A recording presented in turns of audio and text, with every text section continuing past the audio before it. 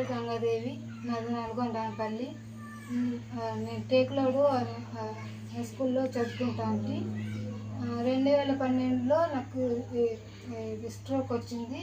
నాకు కుడి చేయి, కుడి కాలు, నోరు కానీ పని చేయకపోకుండా ఇప్పుడు బాగా పనిచేస్తూ ఉంది. 12లో అప్పుడు బెంగళూరులో మా అమ్మ నన్ను తీసుకొని పోయినారు. అప్పటి నుంచి చూపిస్తూ ఉన్నారు. 13లో నుంచి 13, 14 ఇట్లా వస్తుంది.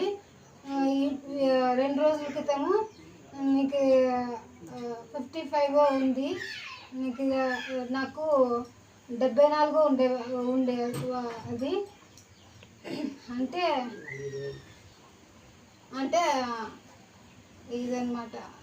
ఏం చెప్పాలంటే పర్సెంటేజ్ 74 ఉండేనమాట. ఇప్పుడు వచ్చేసి సార్ వాళ్ళు 25 మాత్రమే ఉందంటున్నారు. నాకు ఎందుకు ఇన్నాళ్ళు కూడా వస్తుంది పింఛన్, ఇప్పుడైతే తీసేసినారు అంటున్నారు. ఎందుకు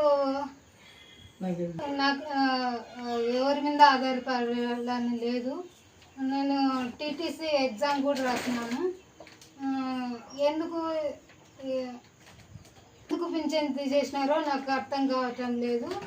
మీరే చూడాలి. అధికారులు